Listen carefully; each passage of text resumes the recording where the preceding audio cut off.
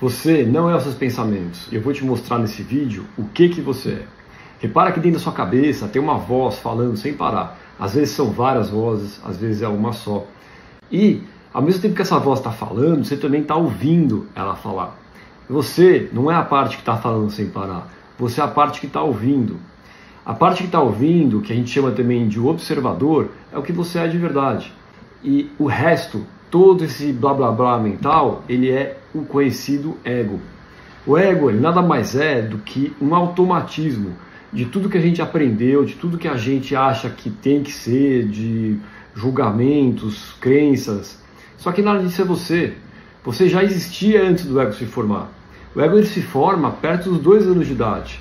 Você já existia antes disso. Então você não pode ser o ego.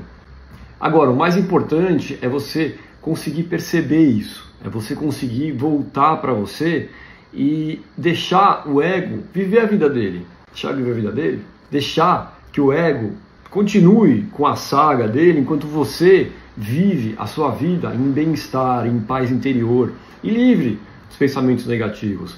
Porque o seu ego, ele não precisa ser um inimigo. Ele pode ser treinado por você para ficar do seu lado, para te ajudar a se elevar e não ficar te afundando. E você faz isso voltando para você. Você não precisa ficar lapidando o seu ego, não precisa ficar treinando ele para ficar cada vez melhor. Você pode simplesmente voltar para você, porque isso funciona como se fosse a luz que ilumina e vai lapidando naturalmente o seu ego. Para fazer isso, é só você se perguntar: quem sou eu? Mas essa pergunta ela não deve ser respondida com palavras, senão o ego entra e embaralha tudo. Essa pergunta ela tem que ser respondida com a sua atenção consciente. Essa pergunta ela tem que ser respondida com a sua contemplação. Sabe quando você está assistindo o pôr do sol e você fica em silêncio, vendo aquele momento? É isso que você faz quando você pergunta: quem sou eu? Você pergunta e contempla aqui dentro o que aparece, para você tentar perceber um senso de eu, de existir, de estar aqui agora, de presença. Esse senso, quando você perceber ele, você vai colocando sua atenção nele para ele ir ficando cada vez mais forte. E como você traz ele à tona?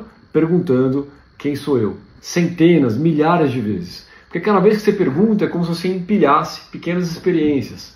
E na hora que você tiver essas experiências suficientemente empilhadas, você vai conseguir ter uma grande experiência e perceber quem é você de verdade. Aí você fica no seu papel de observador, notando o seu ego viver a saga dele, e você vai ajudando ele, treinando ele para que ele fique cada vez mais positivo.